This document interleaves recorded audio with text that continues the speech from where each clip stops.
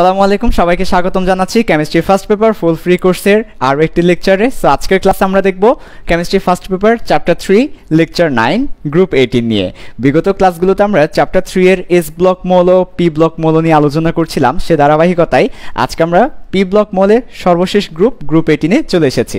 আচ্ছা, তো একটা মজার ব্যাপার হচ্ছে মহানদের নিয়ে যখন আলোচনা করা হয় তখন সেই আলোচনাটাও মহান হয়ে যায়। তো আজকের আলোচনাটাও মহান, কারণ আজকে আমরা আলোচনা করব মহান গ্যাসকে নিয়ে, নোবেল গ্যাস। ঠিক আছে, নোবেল গ্যাস বা মহান গ্যাসকে নিয়ে আলোচনা করব। আজকের আলোচনাটাও মহান হবে। আচ্ছা, তো আমরা সেই ছোটোবেলা 9-10 থেকেও পড়ে এসেছি গ্রুপ 18 কারা? গ্রুপ 18 হচ্ছে নোবেল গ্যাস, নিষ্ক্রিয় গ্যাস বা মহান গ্যাস। তো আজকে এই মহান গ্যাসদের নিয়ে আলোচনা করবো আমরা। ঠিক আছে, তো কেন এরা আসলে মহান সে ব্যাপারটা আগে বলে রাখি। সেটা হচ্ছে তাদের ইলেকট্রন বিন্যাস দেখলে বলতে পারবো যে কেন আসলে তারা মহান। নর্মালি প্রত্যেকটা পরমাণু তারা চায় যে স্থিতিশীল হতে। স্থিতিশীলতা এমন একটা জিনিস যেটা সবাই চায় যে স্থিতিশীল থাকতে আর কি।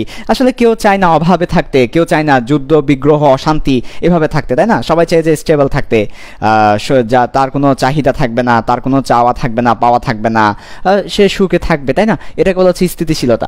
তো পরমাণুদের যে জগৎটা আছে, রসায়নের জগৎ, সে জগতের মানুষজন হচ্ছে পরমাণু, অণু। তো এরাও আসলে চায় যে স্থিতিশীল থাকতে। এরা আসলে চায় না তাদের অভাব থাকুক অথবা তাদের বেশি থাকুক, এটা তারা আসলে চায় না। অর্থাৎ তারা তাদের অষ্টক পূরণ করতে চায়। অষ্টক পূরণ থাকা মানে হচ্ছে তাদের চাহিদা পূরণ হয়ে যাওয়া। এখন কারো যদি অষ্টক পূরণ না হয়, কারো যদি ইলেকট্রন কম থাকে অথবা ইলেকট্রন বেশি থাকে, তাহলে কিন্তু সে কিসে নেই? সে সুখে নেই, তাই না? সে তার চাহিদা পূরণ করতে পারে নাই, সে সুখে নেই, সে স্থিতিশীল নেই, সে অস্থির হয়ে যাবে সে। আর অস্থিরতা তো ভালো না।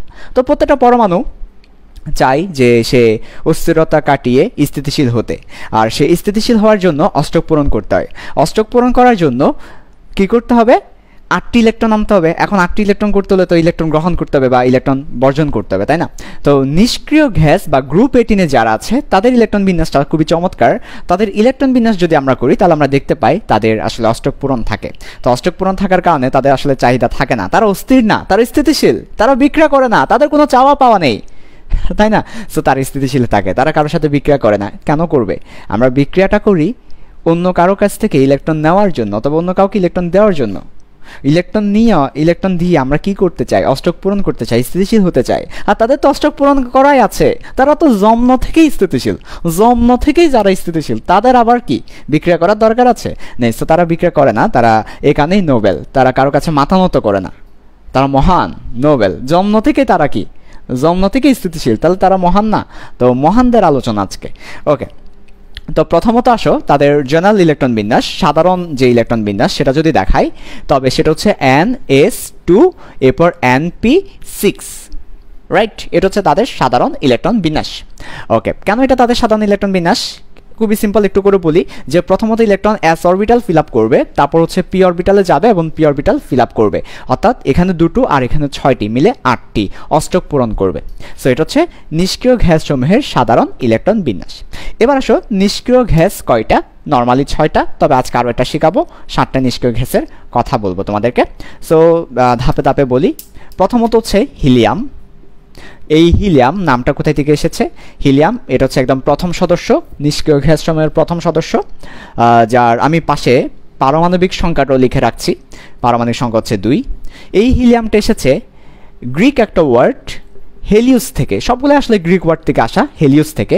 হেলিউস অর্থ হচ্ছে সূর্য। সূর্য থেকে এই শব্দটা আসা। আমাদেরকে জানতে হবে শব্দগুলো কোথায় থেকে এসেছে, তাহলে আমরা অ্যাকচুয়ালি ফিল করতে পারবো জিনিসটা আসলে কি। তো হিলিয়াম শব্দটা এসেছে গ্রিক একটা শব্দ হেলিউস থেকে, গ্রিক শব্দ হেলিউস থেকে আসছে, যার অর্থ হচ্ছে সূর্য। তো কেন আসলে হেলিউস থেকে হিলিয়ামটা এসেছে? কারণ হচ্ছে আমরা জানি সূর্যের মধ্যে 2টো গ্যাস আছে, একটা হচ্ছে হাইড্রোজেন গ্যাস আর একটা হচ্ছে হিলিয়াম গ্যাস। এবং সূর্যের মধ্যে 55 ভাগ 55 হাইড্রোজেন আর 45 ভাগ হচ্ছে হিলিয়াম। তার মানে আমাদের পুরো বিশ্বের মধ্যে সবচেয়ে বেশি যে গ্যাসটা পাওয়া যায় সেটা হচ্ছে হাইড্রোজেন গ্যাস, এবং দ্বিতীয় সবচেয়ে বেশি যে গ্যাসটা পাওয়া যায়, দ্বিতীয় সেকেন্ড, সেটা হচ্ছে হিলিয়াম গ্যাস। আচ্ছা, তো সূর্যের মধ্যে যেহেতু হিলিয়াম গ্যাসটা পাওয়া যায়, ওইখান থেকে আসলে আসছে হেলিউস থেকে হিলিয়াম গ্যাসটা আসা, সূর্য থেকে আসা। সূর্য এটা গ্রিকে কি বলা হচ্ছে? সূর্যকে গ্রিকে আমরা বলি হেলিউস থেকে হিলিয়াম এসেছে। আচ্ছা, তারপরে এরপর দ্বিতীয় যে সদস্যটা আছে নিষ্ক্রিয় গ্যাসের সেটা হচ্ছে নিয়ন। নিয়ন ওয়ার্ডটা এসেছে নিওস থেকে। নিওস মানে হচ্ছে নিউ, নতুন। তো আসলে হঠাৎ করে একদিন বিজ্ঞানী দেখতে পাচ্ছে যে একটা নতুন গ্যাস পাওয়া গিয়েছে, একদম নতুন গ্যাস, এবং এটা খুবই ইন্টারেস্টিং ক্যারেক্টারিস্টিক্স, এটার অনেক মজার মজার কি দেখাচ্ছে, বৈশিষ্ট্য দেখাচ্ছে, এটা কারোর সাথে বিক্রিয়া করছে না, তারপর হচ্ছে এটা শিক্ষা পরীক্ষায় বর্ণ প্রদর্শন করছে সুন্দর সুন্দর। তো এখান থেকে আসলে তারা একটা নতুন জিনিস আবিষ্কার করেছে, তাই এটার নাম দিয়েছে তারা নিউ থেকে নিওস এসেছে। তো নিওস হচ্ছে আরেকটা নিষ্ক্রিয় গ্যাস যেটার পারমাণবিক সংখ্যা হচ্ছে 10। আচ্ছা, তো নিওস আমরা একটু পরে এদের অ্যাপ্লিকেশনসে যাব, যে এদেরকে আমরা আসলে কোথায় ব্যবহার করি সেটা জানতে পারবো। সো নিওস থেকে নিয়ন এসেছে, এটা অবশ্য গ্রিক ওয়ার্ড থেকে এসেছে। আচ্ছা, এরপর তৃতীয় যে সদস্যটা আছে সেটা হচ্ছে আর্গনটা এসেছে গ্রিক ওয়ার্ড আর্গস থেকে, এটাও গ্রিক ওয়ার্ড আর্গস থেকে এসেছে, এবং এটার অর্থ কি, এটার অর্থ হচ্ছে ইনএক্টিভ। তার মানে আসলে অনেক আগে আর্গনটা আবিষ্কৃত হয়েছিল এবং তারা দেখতে পেয়েছে আর্গন কারোর সাথে বিক্রিয়া করছে না, সে ইনএক্টিভ, তাই তারা হঠাৎ করেই তারা ওইটাকে নাম দিয়ে দিয়েছে, গ্রিকে ইনএক্টিভকে আর্গস বলা হয়, তারা এটা নাম দিয়েছে আর্গস থেকে পরবর্তীতে আর্গন এসেছে, যার পারমাণবিক সংখ্যা হচ্ছে 18। আমরা দেখতে পাচ্ছি হিলিয়াম, নিয়ন, আর্গন এসব নাম গ্রিক থেকে এসেছে, হেলিওস থেকে, নিওস থেকে, আর্গস থেকে। ওকে, আচ্ছা, খুবই মজার। এরপর চতুর্থ যে সদস্যটা আছে সেটা হচ্ছে ক্রিপ্টন আমরা বলি না ক্রিপ্টা বেটা তুই বেটা একটা ক্রিপ্টা, এই ক্রিপ্টন, হ্যাঁ, ক্রিপ্টনতে এসেছে ক্রিপ্টোস থেকে, এটাও একটা গ্রিক ওয়ার্ড ক্রিপ্টোস, এবং যার অর্থ হচ্ছে হিডেন অর্থ লুকানো। আচ্ছা, ঠিক আছে, হিডেন। তো কেন এটা হচ্ছে আমাদের পারমাণবিক সংখ্যা 36। ওকে, ক্রিপ্টা।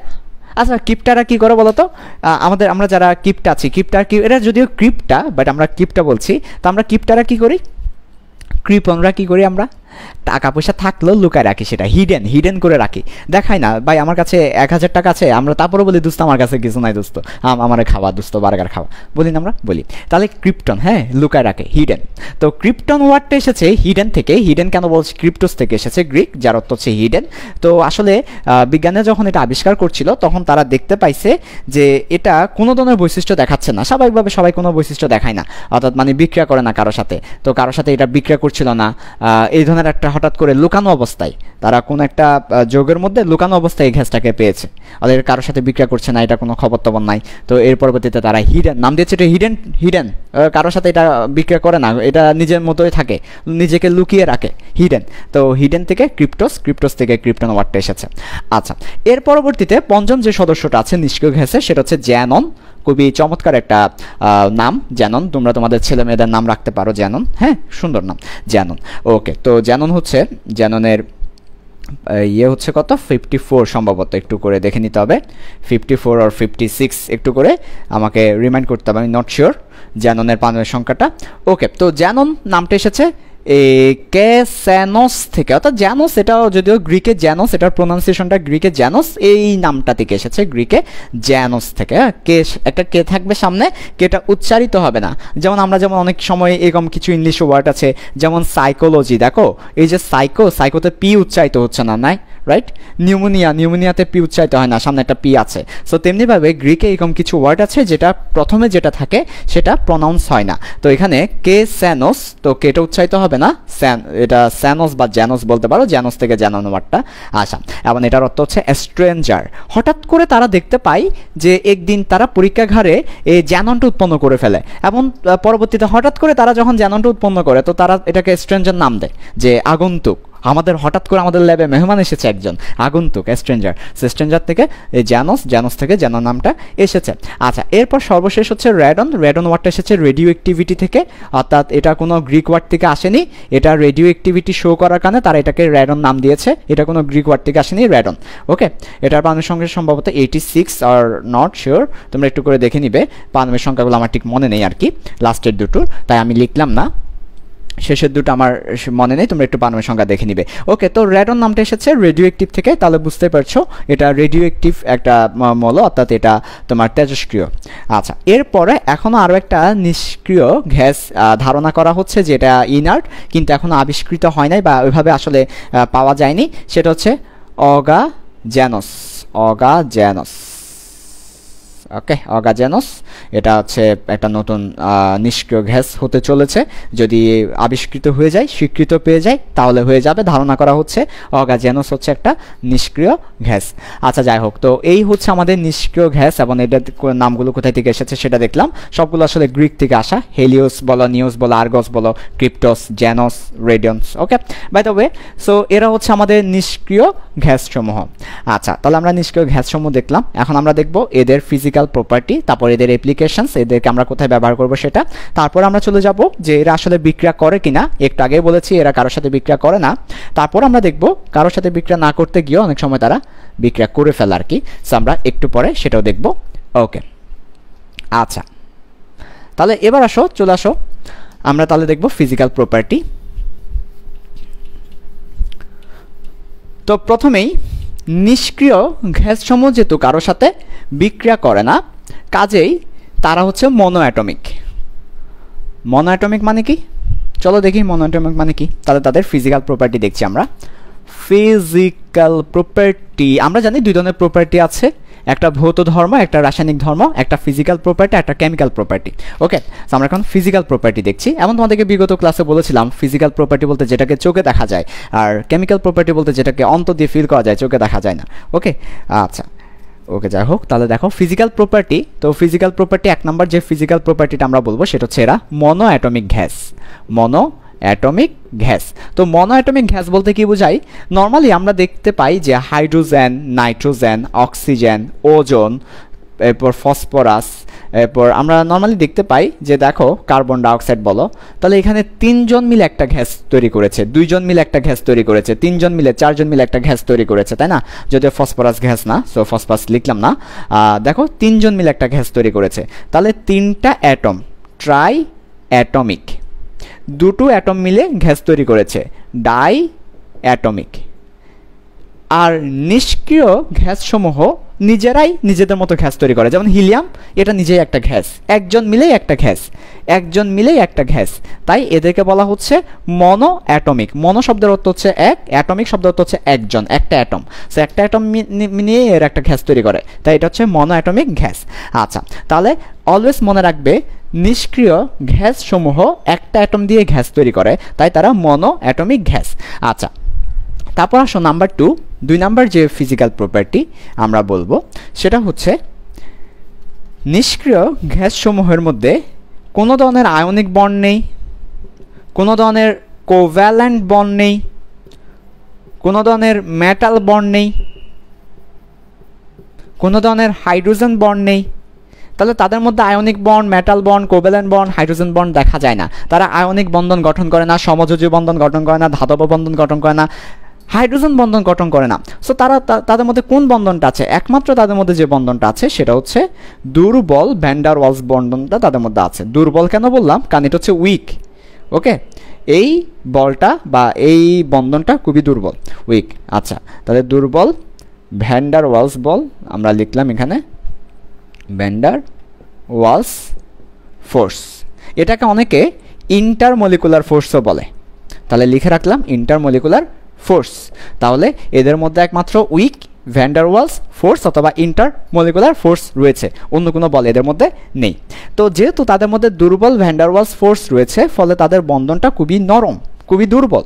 তো বন্ধন দুর্বল হওয়ার কারণে তারা, আমি আগেই বলেছি, যার বন্ধন যত শক্তিশালী তার গলনাঙ্ক, তার স্ফুটনাঙ্ক তত বেশি। কারণ বন্ধন শক্তিশালী হলে তাকে গলাতে, ফুটাতে অনেক বেশি কি দরকার? তাপের দরকার। আর যাদের বন্ধন দুর্বল তাদের গলনাঙ্ক, স্ফুটনাঙ্ক কম। তাহলে আমরা বলতে পারি যেহেতু তাদের মধ্যে দুর্বল ভ্যান ডার ওয়ালস বল রয়েছে, কাজেই তাদের গলনাঙ্ক এবং স্ফুটনাঙ্ক কি হবে? কম হবে। তাহলে আমাদের 2 নম্বর প্রপার্টি হচ্ছে তাদের মধ্যে দুর্বল ইন্টারমলিকুলার ফোর্স বা ভ্যান ডার ওয়ালস ফোর্স থাকে। দ্যাট ইজ ওয়াই 3 নম্বর বৈশিষ্ট্য হচ্ছে তাদের গলনাঙ্ক এবং স্ফুটনাঙ্ক লো। লো মানে কম, এমপি, বিপি। এমপি বলতে মেল্টিং পয়েন্ট, বিপি বলতে বয়লিং পয়েন্টস। সো তাদের মেল্টিং পয়েন্ট এবং বয়লিং পয়েন্ট, গলনাঙ্ক, স্ফুটনাঙ্ক খুবই কম। কিসের কারণে? দুর্বল ইন্টারমলিকুলার ফোর্সের কারণে। আচ্ছা, সো এই যে 3টা প্রপার্টি লিখে দিলাম, এই 3টা প্রপার্টি হচ্ছে নিষ্ক্রিয় গ্যাসসমূহের ফিজিক্যাল প্রপার্টি। এই 3টা প্রপার্টি মনে রাখলেই চলবে। এবার আমরা চলে যাব কেমিক্যাল প্রপার্টিতে। সো চলে আসো, অ্যাপ্লিকেশনসে যাব। নিষ্ক্রিয় গ্যাস সমূহকে আমরা কোথায় কোথায় ব্যবহার করে থাকি সেই অ্যাপ্লিকেশনসে যাব, তারপর আমরা কেমিক্যাল প্রপার্টিতে যাব। আচ্ছা, তাহলে এবার আসো কি বললাম, ফিজিক্যাল অ্যাপ্লিকেশন, বয়স হয়েছে তো ভুলে যাই, অ্যাপ্লিকেশনস আসো। আচ্ছা, একদম প্রথমে বলবো নিষ্ক্রিয় গ্যাস, এর হচ্ছে নোবেল গ্যাস। তো নোবেল গ্যাস হওয়ার কারণে এদেরকে আমরা খুব ভালো ভালো জায়গায় ইউজ করে থাকি। 1 নাম্বার অ্যাপ্লিকেশনস, ক্রায়ো সার্জারিতে এদেরকে ব্যবহার করা হয়। ক্রায়ো সার্জারি কি সেটা জানতে তোমরা আমার আইসিটি ব্যাচে ভর্তি হয়ে যাও। আইসিটি ব্যাচে তোমাদেরকে ক্রায়ো সার্জারি পড়ানো হবে। আইসিটি চ্যাপ্টার 1-এ ক্রায়ো সার্জারি খুবই চমৎকারভাবে রয়েছে, ক্রায়ো সার্জারি পড়ানো হবে। এখানে হালকা করে বলছি, দেখো যারা আইসিটি ব্যাচে ভর্তি হও নাই যোগাযোগ করবে মেন্টরসদের সাথে, তাহলে হয়ে যাবে। ক্রায়ো শব্দের অর্থ হচ্ছে কোল্ড। সার্জারি শব্দের অর্থ তো তোমরা নিশ্চয়ই জানো, সার্জারি অর্থ হচ্ছে কি করা, অস্ত্রোপচার বা ওই যে সার্জারি করে না, অপারেশন বলতে পারো, অপারেশন অস্ত্রোপচার, যা হোক চিকিৎসা করা। আচ্ছা, খুব ভালো কথা। তো এই যে ক্রায়ো সার্জারি বলতে যেটা বোঝায় সেটা হচ্ছে রেফ্রিজারেন্ট ব্যবহার করে বা ঠান্ডা জাতীয় কিছু ব্যবহার করে, ঠান্ডা জাতীয় একটা জিনিস আমাদের ধমনের মধ্য দিয়ে পাঠানো হয়। হ্যাঁ, ধমনের মাধ্যমে পাঠিয়ে আমরা আসলে ট্রিটমেন্টটা করে থাকি। এটা মানে শর্টকাট যদি বলি এভাবে আর কি, যদিও পুরো প্রসেসটা আমরা আইসিটিতে বিস্তারিত পড়িয়েছি। শর্টকাটে যদি বলি তাহলে হচ্ছে কোল্ড জাতীয় কিছু বা ঠান্ডা জাতীয় কিছু আমরা আমাদের কিসের মধ্য দিয়ে, ধমনের মধ্য দিয়ে পাঠিয়ে আমরা একটা সার্জারি করে থাকি। ওই সার্জারিটাকে আমরা বলি ক্রায়ো সার্জারি। তো এই ক্রায়ো সার্জারিতে ব্যবহার করা হয় যাদের মেল্টিং পয়েন্ট এবং বয়লিং পয়েন্ট কম, তাদেরকে ব্যবহার করা হয়। তো কাদের মেল্টিং পয়েন্ট এবং বয়লিং পয়েন্ট কম? নিষ্ক্রিয় গ্যাস সমূহকে। তার মানে ক্রায়ো সার্জারিতে নিষ্ক্রিয় গ্যাস বা নোবেল গ্যাস ব্যবহার করা হয়, নোবেল গ্যাস ব্যবহার করা হয়। আচ্ছা, তাহলে একটা গেল, ক্রায়ো সার্জারিতে নোবেল গ্যাস ব্যবহার করা হয়। এর হচ্ছে আমার নাম্বার 1 অ্যাপ্লিকেশন। এর পরবর্তীতে আমরা জানি আমরা আমাদের অনেক সময় শরীরের ছবি তোলার জন্য, যেমন আমার বুকের এক্সরে, বুকের ছবি, ফুসফুসের ছবি এক্সরে করে থাকি, রাইট? তারপর আমরা আর কি করে থাকি, এক্সরে ছাড়াও আমরা এমআরআই করে থাকি ছবি নেওয়ার জন্য, সিটি স্ক্যান করে থাকি, তাই না? তো এই ধরনের একটা এক্সরে সিটি স্ক্যানের মতো পিকচার কালেক্টিংয়ের পদ্ধতি হচ্ছে নিউক্লিয়ার, আমি লিখে দিচ্ছি, নিউক্লিয়ার ম্যাগনেটিক ইমেজিং অথবা নিউক্লিয়ার ম্যাগনেটিক রেজোন্যান্স। কি বললাম? নিউক্লিয়ার ম্যাগনেটিক ইমেজিং অথবা রেজোন্যান্স। তো এই যে NMI অথবা NMR, এটা করার জন্য আমরা লিকুইড হাইড্রোজেন ব্যবহার করে থাকি, অর্থাৎ হাইড্রোজেনকে লিকুইড করে তারপর আমরা ব্যবহার করে থাকি। হাইড্রোজেন না, আমি দুঃখিত, লিকুইড হিলিয়াম।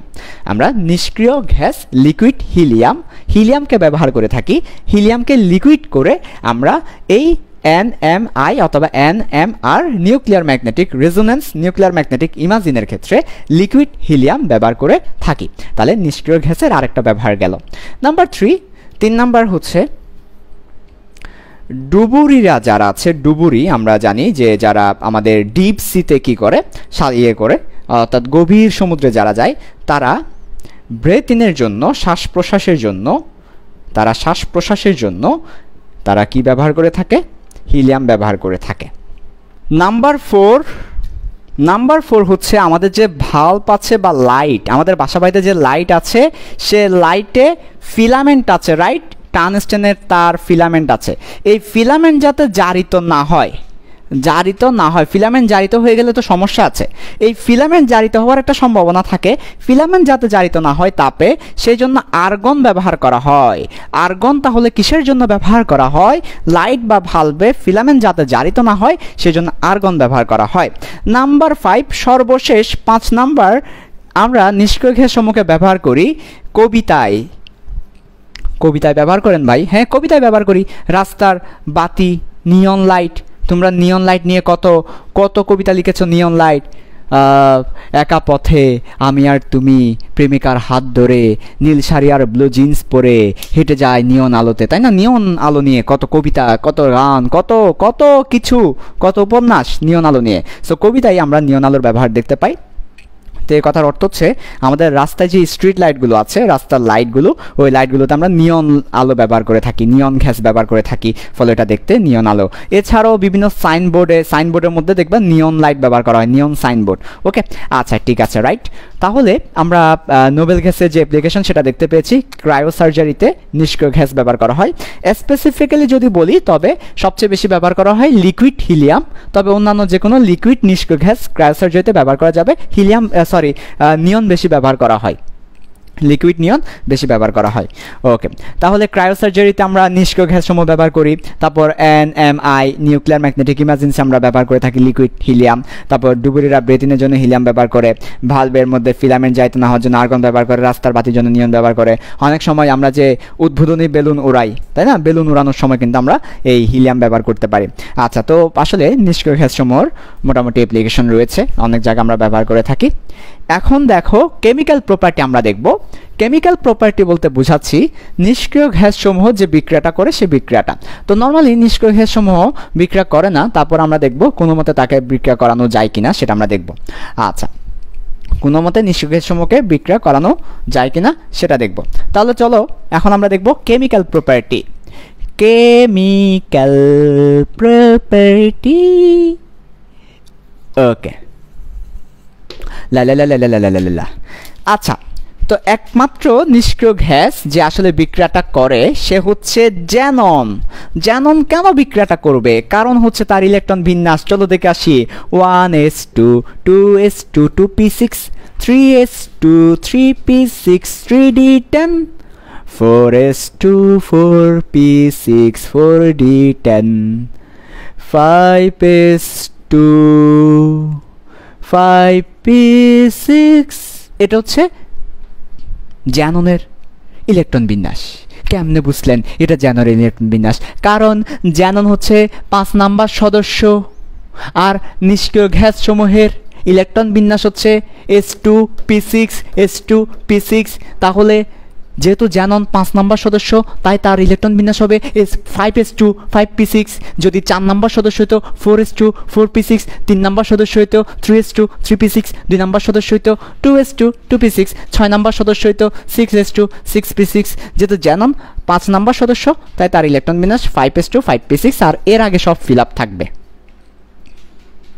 ক্লিয়ার না ভেজাল আছে? ক্লিয়ার। ওকে, তো দেখো তো এটা হচ্ছে nucleus. 1s2 2s2 3s2 4s2 5s2 nucleus থেকে বহুত দূরে। তাহলে এই যে লাস্টের ইলেকট্রনগুলো, এই যে 5p6 এর ইলেকট্রনগুলো নিউক্লিয়াস থেকে যোজন দূরে, বহুত দূরে, অনেক দূরে। লাস্টের কক্ষপথের ইলেকট্রন লাস্ট শেলের ইলেকট্রন নিউক্লিয়াস থেকে অনেক দূরে। ফলে নিউক্লিয়াসের সাথে তার আকর্ষণ বিকর্ষণ সম্পর্ক, ভালোবাসা, মায়া, মহাব্বত, প্রীতি কমে যাওয়ার কারণে ওই ইলেকট্রনগুলো একটু শক্তি পেলেই পরের শক্তি স্তরে জাম্প করে, উত্তেজিত হয়ে জাম্প করে। ফলে কি হয় দেখো, যেহেতু নিউক্লিয়াস থেকে ইলেকট্রনগুলো অনেক দূরে, শক্তি একটু পেলেই তারা জাম্প করে, এবং জাম্প করার পর আসলে কি হয় সে ব্যাপারটা একটু দেখবো আমরা। চলো দেখি। ওকে, তাহলে দেখা যাক জাম্প করার পর আসলে তারা কি করে সে ব্যাপারটা দেখা যাক। আমরা একটু করে নিচে লিখছি এটা 5s2 5p6টা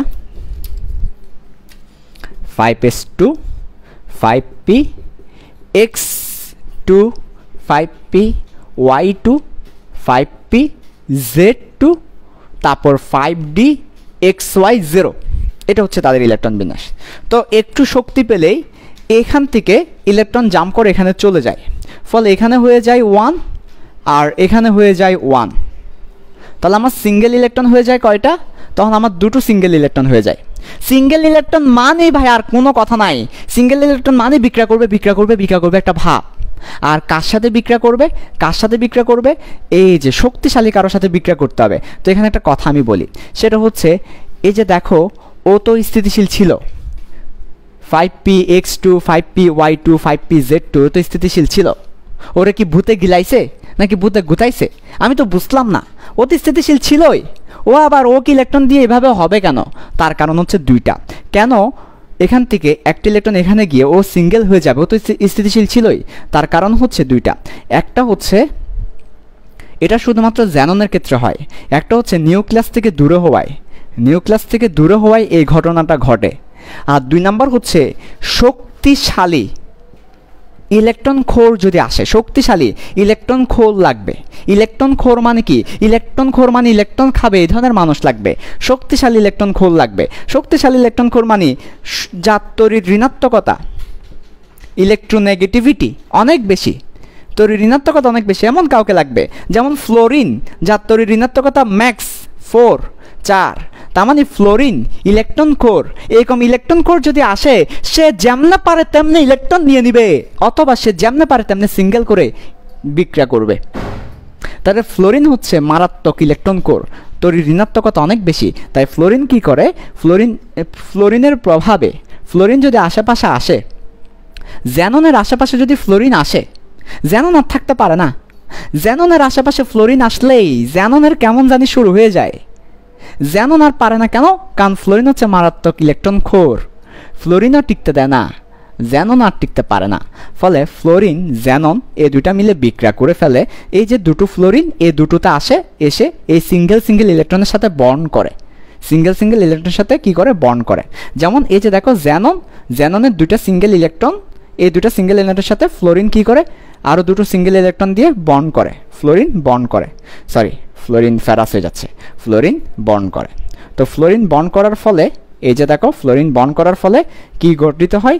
জ্যানন ডাইফ্লোরাইড গঠিত হয়, জ্যানন ডাইফ্লোরাইড গঠিত হয়। তাহলে আমরা বুঝতে পেরেছি যে নর্মালি নিষ্ক্রিয় গ্যাসসমূহ বিক্রিয়া করে না, তবে জ্যানন নিউক্লিয়াস থেকে অনেক দূরে থাকার কারণে এবং আশেপাশে যদি কোনো শক্তিশালী ইলেকট্রন খোর আসে, তো ঋণাত্মকতা অনেক বেশি, তখনই সে বিক্রিয়াটা করে। তার মানে একমাত্র জ্যানন ফ্লোরিনের সাথে বিক্রিয়াটা করে, নিষ্ক্রিয় গ্যাসের অন্যান্য সদস্য বিক্রিয়া করে না। অনেক কাহিনী করলে ক্রিপ্টন মাঝে মধ্যে ফ্লোরিনের সাথে বিক্রিয়া করে। কে করে? ক্রিপ্টন ফ্লোরিনের সাথে বিক্রিয়া করে। যদি তুমি এখানে প্রচণ্ড চাপ দাও, আরও কিছু দাও, তাহলে বিক্রিয়াটা করে। নর্মালি বিক্রিয়াটা করে না। তো আমরা সেজন্য ক্রিপ্টনেরটা দেখাচ্ছি না, শুধুমাত্র জ্যাননেরটা দেখাচ্ছি। তার মানে জ্যানন কি করবে? ফ্লোরিনের সাথে বিক্রিয়া করবে। তো এখানে আরও জিনিস দিতে হবে, সেটা হচ্ছে নিকেল প্রভাবক দিতে হয়, তারপর 400 ডিগ্রি সেলসিয়াস তাপমাত্রা দিতে হয়, তারপরে চাপ দিতে হয়, তখন এই বিক্রিয়াটা করে। তার মানে জ্যানন একমাত্র ফ্লোরিনের সাথে বিক্রিয়া করে দুটো কারণে। একটা হচ্ছে জ্যাননের নিউক্লিয়াস থেকে অনেক দূরে লাস্ট কক্ষপথে ইলেকট্রন, আর ফ্লোরিন হচ্ছে মারাত্মক তো ঋণাত্মক মৌল, শক্তিশালী ইলেকট্রন কোর, সে আসলে সিঙ্গেল করে দেয়, সিঙ্গেল করে বিক্রিয়াটা করে। তো এই হচ্ছে বিক্রিয়া। আচ্ছা, এরপরে এখানে বিক্রিয়াটা আরও হবে, এখানেই শেষ না, বিক্রিয়াটা আরও হয়। বিক্রিয়াটা আরও কীভাবে হয় দেখো। এর পরবর্তীতে যদি আমরা এখানে আরও বেশি তাপ দিই, তাহলে দেখা যায় এই সিঙ্গেলটাও কী হয়ে যায়? আরও সিঙ্গেল হয়ে যায়, এটা 1 হয়ে যায়, এখানে 5d, এরপর YZ এর মধ্যে একটা ইলেকট্রন চলে যায়। ফলে 4টা সিঙ্গেল ইলেকট্রন হয়, 4টা ফ্লোরিনের সাথেও সে বিক্রিয়াটা করতে পারে। আবার এখানেও যে ডাবল ইলেকট্রন আছে এক্সে, PX-এ, সেটাও সিঙ্গেল হয়ে যায়, এবং এখানে 5d, এরপর ZX এর মধ্যে একটা ইলেকট্রন চলে যায়, ফলে 6টা সিঙ্গেল ইলেকট্রন হয়ে যায়। তার মানে আমরা দেখতে পাচ্ছি 2টা সিঙ্গেল ইলেকট্রন হওয়া পসিবল, 4টা সিঙ্গেল ইলেকট্রন হওয়া পসিবল, 6টা সিঙ্গেল ইলেকট্রন হওয়া পসিবল। তাহলে 2টো ফ্লোরিন, 4টি ফ্লোরিন, 6টি ফ্লোরিন এখানে বিক্রিয়া করা পসিবল হয়ে যায়। তো এই জন্য বিক্রিয়াটা আমি দেখাচ্ছি। 3টা বিক্রিয়া এখানে হবে, জ্যাননের সাথে 3টা বিক্রিয়া এখানে হবে।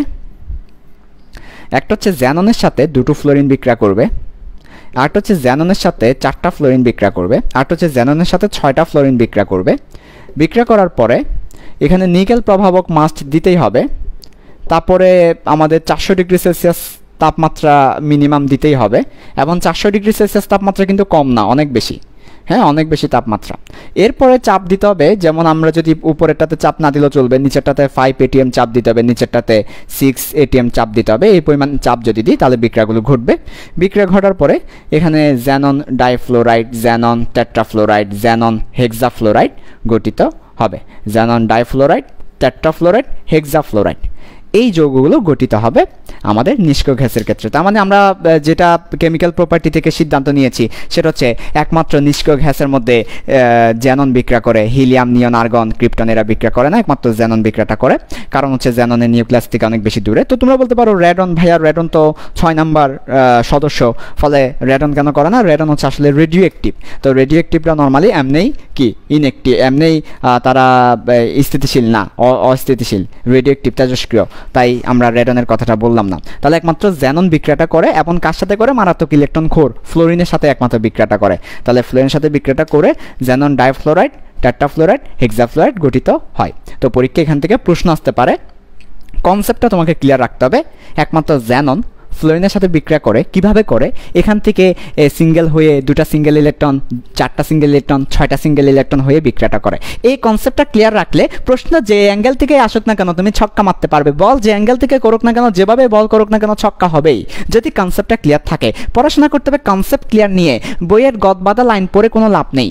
বইয়ের গদবাঁধা লাইন পড়বে তোমার মাথায় ঢুকবে না, কনসেপ্ট ক্লিয়ার করে ফেলতে হবে। কনসেপ্ট কি?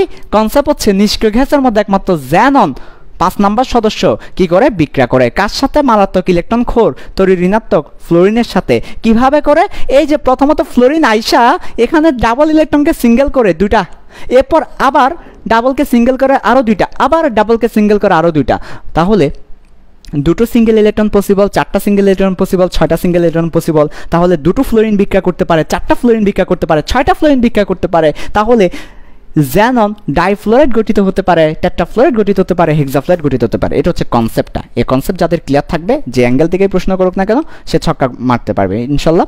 তো এই ছিল আমাদের লেকচার 9 গ্রুপ 18 এর ক্লাস আর কি। ওকে, আচ্ছা, আল্লাহ হাফেজ।